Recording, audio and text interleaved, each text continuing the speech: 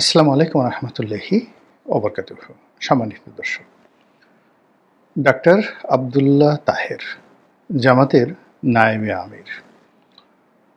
নায়েবে আমির শব্দটা তারা তাদের মতো করে ব্যবহার করে। আমাদের অন্যান্য যে গতানুগতিক রাজনৈতিক দলগুলো রয়েছে সেখানে এই পদবিটি সহসভাপতি, এরকম একটি পদ।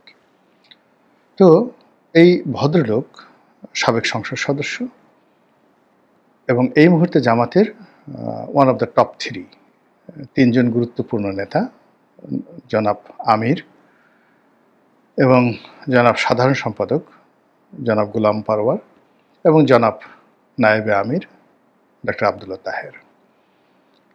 এর বাইরে আরও জামাতের প্রায় ডজন খানেক গুরুত্বপূর্ণ নেতা আছেন যারা এই সময়টিতে জনগণের সম্মুখে আসছেন। জামাত সেই 2009 সন থেকে আমি টকশো শুরু করি। তো সাধারণত জামাতের লোকজন টকশোতে আসতে চাইতেন না। আমি দুইবার জিল্লুর রহমান সাহেবকে কনভিন্স করে দুজন অতিথিকে আমি ডেকেছিলাম। মূলত আমার ইন্টারেস্টে একজন ছিলেন জামাতের হামিদুর রহমান আজাদ, তখন সংসদ সদস্য ছিলেন, এবং ওই অনুষ্ঠানের মাধ্যমে তার সঙ্গে আমার একটা ব্যক্তিগত সম্পর্ক স্থাপন হয় এবং সেই সম্পর্কটি এখনও বন্ধুত্বের পর্যায়ে রয়ে গেছে। হামিদুর রহমান আজাদ, ডক্টর হামিদুর রহমান আজাদ। আর একজন হলেন জনাব তাজুল ইসলাম, এখন যে চিফ প্রসিকিউটর রয়েছেন আন্তর্জাতিক ট্রাইব্যুনালের, অপরাধ ট্রাইব্যুনালের। তো ওনার সঙ্গে যখন দেলোয়ার হোসেন সাঈদীর বিচার হচ্ছিল বা যুদ্ধাপরাধের বিচার হচ্ছিল, তিনি প্রায় সবার পক্ষেই ওকালতি করছিলেন। ওই সময়টিতে চ্যানেল আইয়ের তৃতীয় মাত্রার একটি অনুষ্ঠানে আমি জিল্লুর সাহেবকে বললাম যে ওই ভদ্রলোককে ডাকেন। তো ওই সময়টিতে আমার ব্যক্তিগতভাবে জামাতের প্রতি একটা দুর্বলতা ছিল আওয়ামী লীগের অত্যাচার এবং অতি নির্যাতনের কারণে। আমার কাছে মনে হলো যে তারা কথা বলতে পারছেন না, তাদের আদর্শ তারা প্রচার করতে পারছেন না। যদিও ব্যক্তিগতভাবে জামাতের যে ধর্মতত্ত্ব, থিওলজি, ওহাবিবাদ, তারপরে মওদুদিবাদ, এই বিষয়গুলোর সঙ্গে আমার দ্বিমত রয়েছে। আমি ইসলাম বলতে যেটি বুঝি এটা মধ্যপন্থা, যেটিকে অনেক আহলে সুন্নাত আল জামাত বলেন। ঠিক সেই আহলে সুন্নাত আল জামাতের মতো করে ধর্মকর্ম করা, আবার একই সঙ্গে জামাত যেটা অপছন্দ করে, অর্থাৎ এই যে পীর, মাজার, কবর পুজো করা, এগুলো নিয়ে বাড়াবাড়ি করা, এই বিষয়গুলো আমার পছন্দ নয়। তবে আমার সাথে এই দুই গ্রুপেরই একটা দূরত্ব। সেই দূরত্বটা হলো জামাত যেভাবে মাজার পূজারীদেরকে, পীর পূজারীদেরকে বা যারা পীরতন্ত্র করেন তাদেরকে ঘৃণা করে, তাদেরকে প্রতিরোধ করতে চায়, তাদেরকে অপদস্থ করতে চায়, এই জায়গাটাতে আমি দ্বিমত পোষণ করি। আবার আহলে সুন্নাত ওয়াল জামাতের যারা লোকজন রয়েছেন তাদের একটা ধারণা যে তারা ছাড়া অন্য মতাদর্শে যারা লোকজন তারা ভালো না, অনেকে কাফের, অনেকে ইসলাম থেকে খারিজ হয়ে গেছে। আপনি কিছু আলেম ওলামা যারা আছেন, যারা আহলে সুন্নাত ওয়াল জামাতের ধারক বাহক বা মুখ্য আলেম হিসেবে মনে করেন, দেখবেন যে এরা খুবই অহংকারী, প্রচণ্ড অহংকারী, এবং তারা খুব গালাগালি করেন, উগ্রতা দেখান এবং নিজেদের শ্রেষ্ঠত্ব তারা জাহির করেন। এই লাইনের, অর্থাৎ আহলে সুন্নাত ওয়াল জামাত বাংলাদেশে অনেকে প্রতিষ্ঠা করেছেন একটা ধারাবাহিকতা, কিন্তু আমি 80-র দশকের থেকে বেশ কয়েকজন লোককে চিনি যারা এখন যারা আহলে সুন্নাত আছেন, তাদের সবারই উস্তাদ ছিলেন উস্তাদুল আল্লাম। এদের মধ্যে একজন ছিলেন কমলাপুর রেলওয়ে জামে মসজিদ, কমলাপুর রেলওয়ে জামে মসজিদ, এটার খতিব ছিলেন জনাব তাহের। তো আবু তাহের এরকম। তো অসাধারণ বক্তা ছিলেন, কিন্তু উনি মাইল্ড ছিলেন। আরেকজন ছিলেন মাওলানা আব্দুল জলিল, উনি মারা যাওয়ার পরে। তো উনি আহলে সুন্নাত ওয়াল জামাতের মহাসচিব অথবা সভাপতি, এরকম কিছু একটা ছিলেন। তো উনি খুব রাগী ছিলেন, প্রচণ্ড রাগী ছিলেন, উগ্র ছিলেন। উনি আবার শাহজাহানপুর রেলওয়ে কলোনি মসজিদ যেটা আছে, ওই মসজিদের খতিব ছিলেন, গাউসুল আজম মসজিদ। তারপরে চট্টগ্রামে যে আলফালা মসজিদের যিনি খতিব ছিলেন দীর্ঘকালীন সময়, এই ভদ্রলোক আহলে সুন্নাত ওয়াল জামাত করতেন, তার সঙ্গে আমার একটা ভালো সম্পর্ক ছিল। তো আমি তাদেরকে দেখেছি, আবার যেহেতু জামাতের আলেম ওলামাদের সঙ্গে অনেকের সঙ্গে পরিচয় আছে, এদের উগ্রতা বাদ দিয়ে দুটো দলের মধ্যেই তারা যে প্রচারণা চালাচ্ছেন, এগুলোর মধ্যে আমি অনেক যৌক্তিকতা খুঁজে পাওয়ার কারণে আমি অনেকটা লিবারেল মানুষ হিসেবে উভয় পক্ষের সাথে সম্পর্ক বজায় রেখেছি। এজন্য অনেকের প্রতি আমার মমত্ব, অনেকের প্রতি মমত্ব। আমি কারোর মতোই কনজারভেটিভ হতে পারিনি। একদম 100% আওয়ামী লীগের হয়ে বিএনপিকে কখনোই ঘৃণা করতে পারিনি। একেবারে আমার শৈশব থেকে কখনো আমি বিএনপিকে ঘৃণা করতে পারিনি। আমি বিএনপির অনেক অনুষ্ঠানে গিয়েছি যখন আমি স্কুলে পড়ি।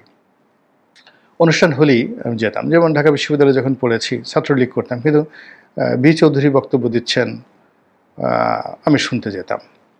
তারপরে জাতীয় পার্টির মিজানুর রহমান চৌধুরী বা শাহ মোয়াজ্জেম সাহেব বক্তব্য দিচ্ছেন, আমি কিন্তু শুনতে যেতাম।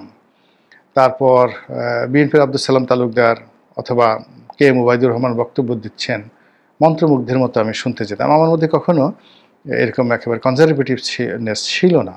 অথবা আওয়ামী লীগের যারা ভালো বক্তব্য দেন, তাদেরকে আমি সবসময় একেবারে শৈশব থেকে আমি তাদের বক্তব্য শোনার জন্য বহু মাইল অতিক্রম করে গিয়েছি। এটা আমার একটা, যাকে বলা হয় মানে লিবারেল যে ডেমোক্রেটি, সেই সহনশীলতা রাজনীতির একটা অভ্যাস ছোটকাল থেকে গড়ে উঠেছে। ফলে আওয়ামী লীগ ছেড়ে এসেছি, বিএনপিতে এসেছি, কিন্তু বিএনপিতে আসার পরেও আওয়ামী লীগকে বিএনপির অন্য সব নেতাদের মতো আমি ঘৃণা করতে পারিনি। অথবা অনেক সময় দেখা যাচ্ছে যে নিজের ভার্জিনিটি, সততা প্রমাণ করার জন্য, সতীত্ব প্রমাণ করার জন্য অনেকে খুব বেশি যাকে বলা হয় ওভার অ্যাক্টিং করেন। তো সেটা আমার দ্বারা হয়নি। অনেক হিন্দু বলে হয়ে থাকে যে যারা মুসলমান হয়ে যায় তারা খুব বেশি বেশি গরু খেতে পছন্দ করে। আবার বিএনপির অনেক লোক আওয়ামী লীগে এসে বিএনপিকে খুব গালাগালি করে, আওয়ামী লীগের অনেক লোক বিএনপিতে এসে আওয়ামী লীগকে খুব গালাগালি করে। তো ওই জিনিসটা আমি আসলে কখনো পারিনি, পারবো না, আর পারতে চাইও না। তো সেই দিক থেকে যেটা হলো যে জামাতের যারা লোকজন রয়েছে তাদেরকে ইদানিং আমি কম বেশি সমালোচনা করছি আমার মতো করে। এই কারণে সমালোচনা করছি যে এই দলটি এখন ক্ষমতায় আছে এবং আগামীতে আরও এখন শেয়ার করে, অর্থাৎ বর্তমান ইউনূস সরকারের সঙ্গে শেয়ার করে ক্ষমতায় আছেন। আগামীতে তারা এক্সক্লুসিভলি ভোটে জিতে কৌশলে ডাকসু এবং জাকসুর মতো করে পুরো দেশের রাজনীতি নিয়ন্ত্রণ করতে চান এবং তারপরে তাদের 1, 2, 3, 4 plan A, B, C, D এরকমভাবে তারা এই বাংলাদেশকে নিয়ে 100 বছরের পরিকল্পনা করেন। তো এই অবস্থাতে একজন নেতার যে মিশন থাকা উচিত, ভিশন থাকা উচিত, এই অবস্থাতে একজন নেতার যে ভারিক্যে থাকা উচিত, দুর্ভাগ্যজনক হলেও সত্যি যে জামাতের এই প্রজন্মের যারা এই মুহূর্তে নেতৃত্ব দিচ্ছেন তারা এখনও পেরে উঠছেন না। তাদের কথার ম্যাচুরিটি আলী হাসান মুজাহিদি সাহেবের মতো নয়, গোলাম আজম সাহেবের মতো নয়, এমনকি মতিউর রহমান নিজামী, আব্দুল কাদের মোল্লা, কামরুজ্জামান তাদের মতো নন। এবং গত সেই 15 বছর ধরে জামাতের যারা প্রথম সারির নেতা ছিলেন তাদের ফাঁসিতে ঝুলানোর ফলে জামাতের মধ্যে যে একটা মনস্তাত্ত্বিক পরিবর্তন আসে, জামাতের অনেকেই ভয় পেয়ে যায়। 2 নম্বর হলো যে যারা সিনিয়র নেতৃবৃন্দ চলে গেছেন তাদের জায়গায় যারা আসছেন পরবর্তীতে, তারা আসলে এইভাবে পাবলিক মিটিং করার মতো, সাংবাদিক মোকাবেলা করার মতো অভিজ্ঞতা তাদের কখনোই ছিল না। ধরুন আমি যখন 2009-10 সনে একটা বক্তব্য দিয়েছি টেলিভিশনে, সভা সমিতিতে বক্তব্য দিয়েছি, বক্তব্য শুরু করার আগে আমার হাত পা কাঁপতো, মোষ ঘামিয়ে যেত, বক্তব্যের ধারাবাহিকতা থাকতো না।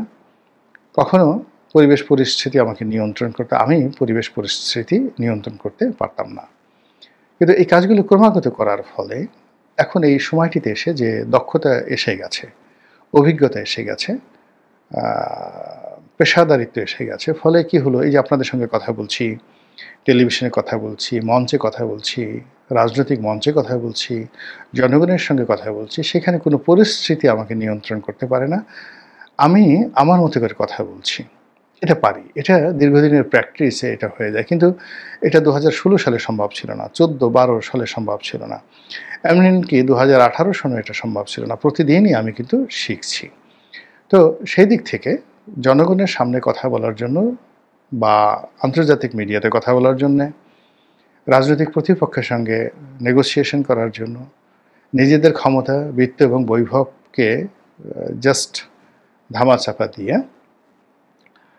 তারপর নীতি এবং আদর্শের যে কথা সেগুলো বলতে পারা, এই জিনিসগুলো এখন তারা প্র্যাকটিস করছেন, কিন্তু এখনও তারা সফলতার ধারের কাছে যেতে পারেননি। ফলে এই গত 1 বছরে যে আমাদের যারা শীর্ষ নেতৃবৃন্দ রয়েছেন মোরালেস সবাই কিন্তু তাদের নানা রকম কথাবার্তার দ্বারা বিতর্কিত হচ্ছেন। এবং সেই দিক থেকে ডক্টর আবদুল্লাহ তাহের তিনি যেহেতু বেশি কথা বলছেন, বেশি বেশি সব জায়গায় যাচ্ছেন, ফলে তার ভুলের পরিমাণও বেশি হয়ে যাচ্ছে। তিনি বকা খাচ্ছেন, কটুবাক্য শুনছেন, তার সঙ্গে সঙ্গে আবার শিখছেন, বিনয়ের সঙ্গে তিনি শেখার চেষ্টা করছেন এবং অতি সম্প্রতি তিনি আমেরিকাতে গিয়ে অনেকগুলো কাণ্ড ঘটিয়েছেন। প্রায় সব কাণ্ডগুলোই কিন্তু বিতর্ক তৈরি করেছে।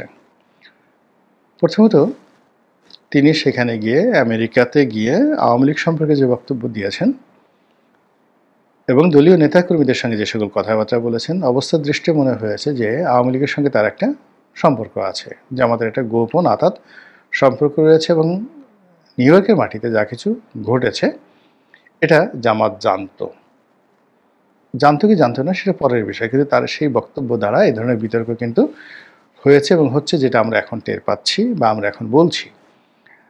দ্বিতীয়ত তাদের যে অ্যাম্বিশনগুলো, মনের যে সুপ্ত চিন্তা, অনেক সুপ্ত চিন্তা আমাদের রয়েছে কিন্তু আমরা এগুলো বলি না। আপনার জৈবিক সুপ্ত চিন্তা রয়েছে, বুদ্ধিবৃত্তিক চিন্তা রয়েছে, অর্থনৈতিক চিন্তা রয়েছে, যেগুলো অসম্ভব, আপনি কল্পনা করেন কিন্তু এগুলো কারো কাছে বলা যায় না। তো তদ্রূপ আমাদের মধ্যে বাংলাদেশে অনেকেই ভারতকে আমরা পছন্দ করি না। আমাদের মধ্যে যে যারা ইসলাম ধর্মাবলম্বী, আমরা কথায় কথায় খুলাফায়ে রাশিদিনের স্বপ্ন দেখি, আব্বাসীয় খেলাফতের গৌরবোজ্জ্বল ভূমিকার যে ইতিহাস সেটা অধ্যয়ন করি এবং স্বপ্ন দেখি, উমাইয়াদের শাসনামল স্মরণ করি, মোহাম্মদ বিন কাসিম, হাজ্জাজ বিন ইউসুফ আমাদের নায়ক, আমরা সেগুলো চিন্তা করি। আমরা খালিদ বিন ওয়ালিদের কথা স্মরণ করলে, গাজী সালাউদ্দিনের কথা স্মরণ করলে, ইউসুফ বিন তাসকিন মরক্কোর শাসক, তার কথা স্মরণ করলে আমাদের গর্বে বুক ভরে যায়। আমাদের দেশে অটোম্যানদের সম্পর্কে আমরা তেমন একটা জানতাম না, কিন্তু বাংলাদেশের দীপ্ত টেলিভিশনে সুলতান সুলেমান কয়েকটি সুলতান সুলেমান, কোসেম এরকম কয়েকটি পর্ব প্রকাশিত হওয়ার পর অটোম্যান ডাইনেস্টি সম্পর্কে আমাদের যে আগ্রহ, উদ্দীপনা এখন তুঙ্গে। আমরা এখন সবাই সুলতান সুলেমান, সুলতান তৃতীয় মুরাদ, সুলতান মেহমেদ যিনি কনস্টান্টিনোপল দখল করেছিলেন, তো আমরা সবাইকে শ্রদ্ধা করি এবং ওইরকম একটা ডাইনেস্টি আমরা তৈরি করতে চাই। এবং সেই ডাইনেস্টি তৈরি করার যে স্বপ্ন, সেই স্বপ্নের কারণে আমরা আবার সেই সুলতানি জমানা, ইলতুৎমিশের জমানাতে, গিয়াসউদ্দিন বলবনের জমানাতে, আলাউদ্দিন খিলজির জমানাতে, দিল্লি কেন্দ্রিক আমরা সেই সময়গুলোকে স্মরণ করি। মুঘল জমানাতে আমরা বাবর থেকে শুরু করে আওরঙ্গজেব পর্যন্ত এই যে স্বর্ণালী সময়, এই সময়টিকে আমরা ওন করতে চাই। আবার আমরা ভারত দখল করতে চাই, আবার আমরা সেখানে মুসলিম শাসন প্রতিষ্ঠা করতে চাই। এটা এই বাংলাদেশে যারা পশ্চিমে মুখ ঘুরান, নামাজ পড়েন কাবামুখী হয়ে, এমন কোনো মানুষ নেই তাদের মনে এই চিন্তাগুলো নেই। কিন্তু এখনকার যে বাস্তব পরিস্থিতি, সেই বাস্তব পরিস্থিতি এই কথাগুলো বলার মতো নয়। আমরা এই কথাগুলো বলা ঝুঁকিপূর্ণ মনে করি, দেশের জন্য, নিজের জন্য, সব দিক থেকে এই কথাগুলো বলা যাচ্ছে না। এবং এটা কতটা রিয়েলিটি আপনি চিন্তা করুন যে মুহাম্মদ রাসূলুল্লাহ সাল্লাল্লাহু আলাইহি ওয়াসাল্লাম যখন মক্কা জয় করলেন, তখন আপনি বুঝতে পারেন যে প্রবল রোমান সম্রাট, পুরো মধ্যপ্রাচ্য তাদের শাসনকর্তা হয় না। সিরিয়া থেকে যদি রোমান সম্রাটের কোনো একজন প্রতিনিধি, একজন যাকে বলে সিঙ্গেল একজন সৈনিক পাঠিয়ে দেওয়ার পর যদি মক্কার কোনো গোত্রকে বলা হয় যে একে অ্যারেস্ট করে, গভর্নর হুকুম দিয়েছেন অ্যারেস্ট করে নিয়ে যাওয়ার জন্য, ওটাকে চ্যালেঞ্জ জানার মতো ক্ষমতা আরবের বেদুইনদের তখন ছিল না। দুটো অংশ ছিল, একটা হলো সিরিয়া কেন্দ্রিক রোমান সাম্রাজ্য, আর একটা ছিল পারস্য, যাকে বলে ইয়ামেন কেন্দ্রিক, ইয়ামেনের হাদ্রামৌত কেন্দ্রিক, আবার এটাও না, আবিসিনিয়া এখন যে ইথিওপিয়া ছিল যাকে বলা হয় পারস্য ডাইনেস্টির আঞ্চলিক হেডকোয়ার্টার। তো ইথিওপিয়া থেকে আবার একজন গভর্নর পাঠানো হতো, যিনি ইয়ামেনের সেই যাকে বলা হয় রাজধানী সানাতে বসতেন। সেই গভর্নরের হুকুম চলতো দক্ষিণ আরবে, মানে আজ আমরা যেটাকে হেজাজ বলি, মক্কা মদিনা এই অঞ্চলে চলতো পারস্য শাসন। আর উত্তর আরব সেখানে চলতো রোমান সাম্রাজ্যের শাসন। এবং ওইরকমই ছিল অবস্থা যে 650 খ্রিস্টাব্দের দিকে বা আল্লাহ রাসূলের জমানাতে যদি মক্কা মদিনাতে সেই পারস্য শাসকের একজন প্রতিনিধি আসতো নিরস্ত্র এবং বলতো ওকে অ্যারেস্ট করে নিয়ে যাওয়ার জন্য, এভাবে কিন্তু হুজুর পাক সাল্লাল্লাহু আলাইহি ওয়াসাল্লামকেও অ্যারেস্ট করার জন্য লোক পাঠানো হয়েছিল। তখন আল্লাহ রাসূল বলছেন যে আপনি যার হুকুম তামিল করতে এসেছেন তিনি তো নিহত হয়েছেন, তিনি তো আর নেই। তো এই কথা শুনে তিনি ভয় পেয়ে গেলেন এবং আসলেই সেটা নিহত হয়েছিল। তো এরকম ছিল তখনকার রাজনৈতিক অবস্থা। এবং সেই রাজনৈতিক অবস্থার কারণে মক্কা জয় করার পরে তিনি কিন্তু সঙ্গে সঙ্গে মূর্তিগুলো লাত মানত উজ্জা সেই মূর্তিগুলো ভেঙে ফেলেছিলেন। কিন্তু ওখানে যে আমরা যাকে হযরত মারিয়াম আলাইহিস সালাম বলি, তারা খ্রিস্টানরা যাকে মা মেরি বলে, তার একটা ছবি ছিল ওয়ালে আঁকা। সেই ছবিটা কিন্তু রাতারাতি মুছা হয়নি। এর কারণ হলো আল্লাহ রাসূল চিন্তা করছিলেন যে এটি যদি মুছা হয় আর এটির খবর যদি সিরিয়াতে পৌঁছে এবং সেখান থেকে যদি রোমান সম্রাটের কানে যায়, আর রোমানরা যদি এই মুহূর্তে মক্কা মদিনা আক্রমণ করে, আমরা সেটা সামাল দিতে পারবো না। This is politics. তো এইভাবে অনেক কথা আমাদের হৃদয়ের মধ্যে রয়েছে, অনেক বাস্তবতা রয়েছে, কিন্তু অবস্থার প্রেক্ষিতে আমরা সেটা পালন করতে পারি না বা আমাদের করা উচিতও নয়। এখন আমরা কোনো অবস্থাতেই ভারতের সঙ্গে যুদ্ধ করার, ভারত দখল করার, এটা আমাদের স্বপ্ন হতে পারে, কিন্তু এটা 1% বাস্তবতা নেই। বরং আমাদের রাজনীতিবিদের মুখ থেকে এই ধরনের কথাবার্তা যদি বলে বা বের হয়, তাহলে যে কোনো সময় একটা দুর্ঘটনা ঘটতে 30 মিনিট সময় লাগবে না, অনলি 30 মিনিট। সব কিছু তছনছ হয়ে যাবে, এটা দ্বিতীয় সিকিম হয়ে যাবে। তো সেই দিক থেকে জামাত যেহেতু এখন ক্ষমতা লাভ করতে চায়, ক্ষমতায় যেতে চায়, ফলে তাদের বক্তব্য কতটা সংযত হওয়া উচিত এটি বলাই বাহুল্য। তারা ইতিমধ্যে গাজওয়াতুল হিন্দের কথা বলেছেন, আব্দুল তাহের তিনি সেখানে গিয়ে, ডক্টর আব্দুল তাহের। তারপরে ভারত বাংলাদেশ আক্রমণ করুক তিনি সেটা চান, এবং 71-এ যেভাবে তারা দেশমাতৃকার পক্ষে যুদ্ধ করেছেন পাকিস্তানের পক্ষে, এইবার তারা ভারতের বিরুদ্ধে বাংলাদেশের পক্ষে যুদ্ধ করে তারা দেখাবেন যে তারা সত্যিকার অর্থে দেশপ্রেমিক। ভীষণ রকম এটা রিপারকেশন তৈরি করেছে। আর সবচেয়ে আজকের যে বিষয়টি নিয়ে আলোচনা করব, তিনি একটি বক্তব্যতে বলেছিলেন যে জামাত যদি সরকার গঠন করে, তাহলে মুসলিম বিশ্ব, ধনী আরব রাষ্ট্র, তাদের যে জাকাতের টাকা আছে, জাকাত ফান্ড আছে, জামাত তাদেরকে কনভিন্স করে এই জাকাতের টাকা এনে বাংলাদেশের দরিদ্র মানুষকে সহযোগিতা করবে। ভীষণ রকম আপত্তিকর কথা। আমরা এখন বিশ্বের কোনো দেশের জাকাত গ্রহণ করার পর্যায়ে নেই।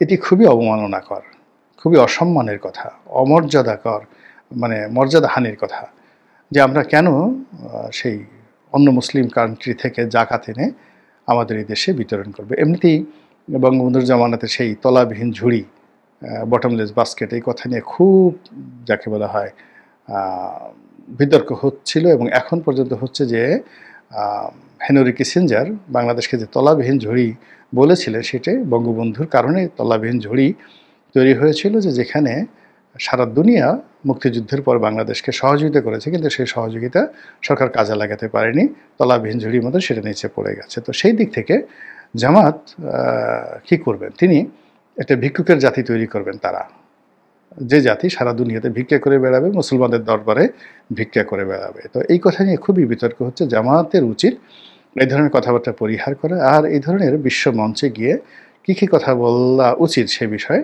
ট্রেনিং দেওয়া। মহান আল্লাহ আমাদের সবাইকে হেদায়েত দান করুন এবং হেফাজত করুন। আসসালামু আলাইকুম ওয়া রাহমাতুল্লাহি ওয়া বারাকাতুহু।